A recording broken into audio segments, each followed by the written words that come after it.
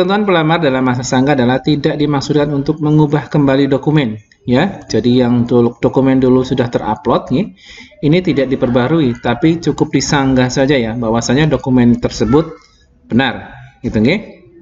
Kemudian tidak menambah informasi, tidak.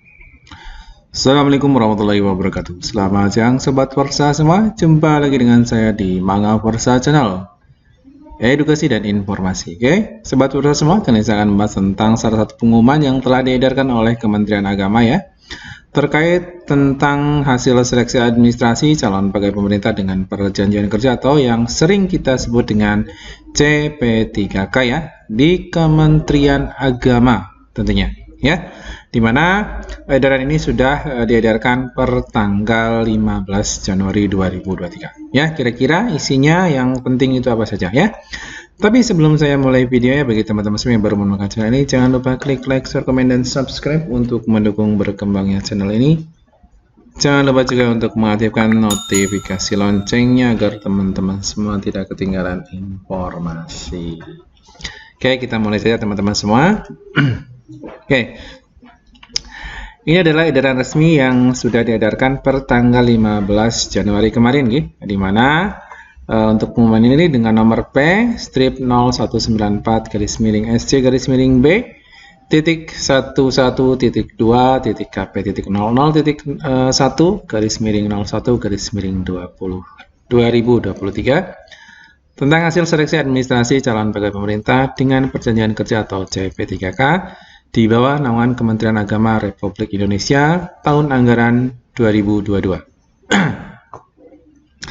Ini berdasarkan hasil seleksi administrasi calon pegawai pemerintah dengan perjanjian kerja atau CP3K Kementerian Agama Republik Indonesia tahun 2022. Kami sampaikan beberapa hal sebagai berikut ya. Yang pertama adalah bagi pelamar yang dinyatakan lulus untuk seleksi administrasi adalah pelamar yang memenuhi syarat administrasi sesuai dengan pengumuman nomor ini. Jadi silakan dicek apakah lulus atau tidak. Bagi yang lulus saya ucapkan selamat. Kemudian yang kedua adalah pelamar seleksi P3K Kementerian Agama Republik Indonesia tahun anggaran 2022 yang nomor registrasi dan namanya tercantum pada lampiran pengumuman dinyatakan lulus seleksi administrasi. Jadi kalau nama teman-teman semua nanti di bawah ini pada lampiran tidak ada, berarti teman-teman tidak dinyatakan lulus ya, atau tidak lulus. Kemudian yang poin ketiga adalah pelamar seleksi P3K Kementerian Agama untuk tahun 2022 ini yang tidak memenuhi syarat yang nomor registrasi dan namanya tidak tercantum dalam lampiran pengumuman dinyatakan tidak lulus seleksi administrasi. Yang sampai dengan yang poin 2 ya. Yang keempat adalah pelamar yang dinyatakan tidak lulus seleksi administrasi dapat mengajukan sanggahan. Nah ini teman-teman semua penting ya. Ini dapat mengajukan sanggahan terhadap hasil seleksi administrasi dalam masa sangga yang akan dijadwalkan tanggal 16 sampai dengan 18 Januari 2023. Berarti besok hari terakhir nih teman-teman semua, melalui akun masing-masing pada halaman sscsn.pkn.co.id. Silakan teman-teman semua yang mungkin dalam pengumuman ini tidak terdapat namanya atau dinyatakan tidak lulus seleksi administrasi, boleh memanfaatkan masa sanggahnya ya, yang tentunya terakhir adalah hari besok. Kemudian poin yang kelima adalah ketentuan pelamar dalam masa sangga adalah tidak dimaksudkan untuk mengubah kembali dokumen. Ya, jadi yang dokumen dulu sudah terupload nih, ini tidak diperbarui, tapi cukup disanggah saja ya, bahwasanya dokumen tersebut benar, gitu nih. Kemudian tidak menambah informasi, tidak untuk mengunggah dokumen yang salah, dan tidak untuk memperbarui dokumen apapun dan menambah dokumen apapun, gitu nih.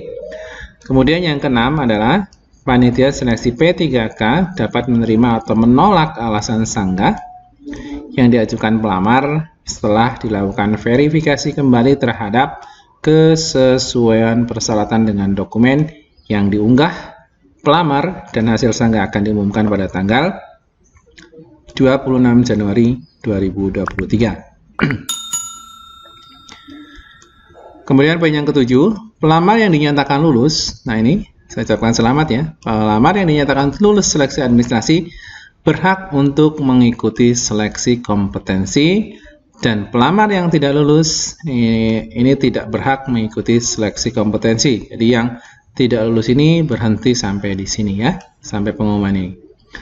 Kemudian poin 8, seluruh pelamar yang dinyatakan lulus seleksi administrasi wajib mengikuti tahapan seleksi selanjutnya, yaitu seleksi kompetensi dengan menggunakan Computer Assisted Test atau CAT dan tes moderasi beragama dengan CAT.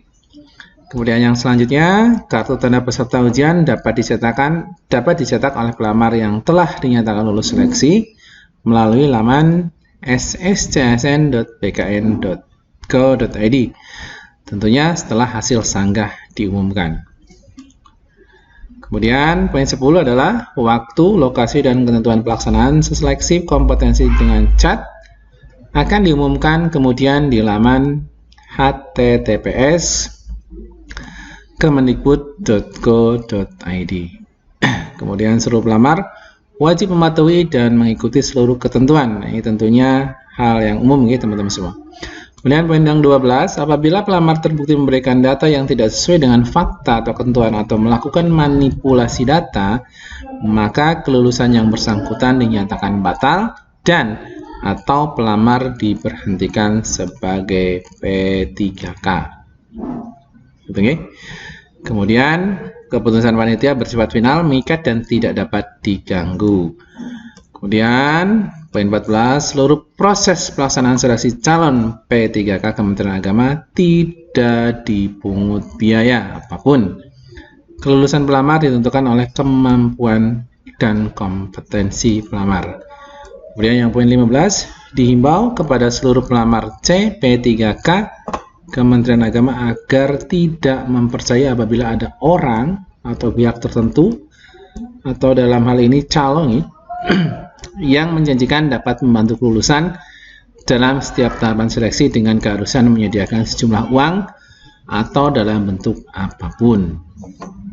Kemudian yang terakhir, pelayanan dan penjelasan informasi terkait pelaksanaan CP3K Kementerian Agama dapat diakses melalui laman https://kemenag.go.id atau https://casn.kemenag.go.id dan tentunya di laman sscsn.bkn.go.id ya, serta bisa dilihat di halaman media sosial resmi Instagram ya @kemenag_ri/@CASN-Kemenag atau di Twitternya ya @kemenag_ri.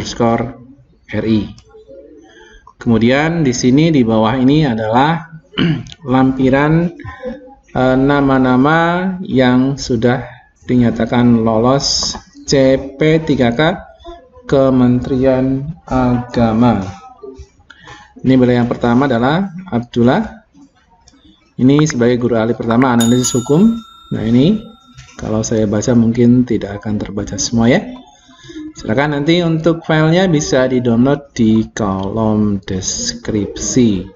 Terima kasih, saya Heri. Selamat siang. Saya ucapkan Assalamualaikum warahmatullahi wabarakatuh.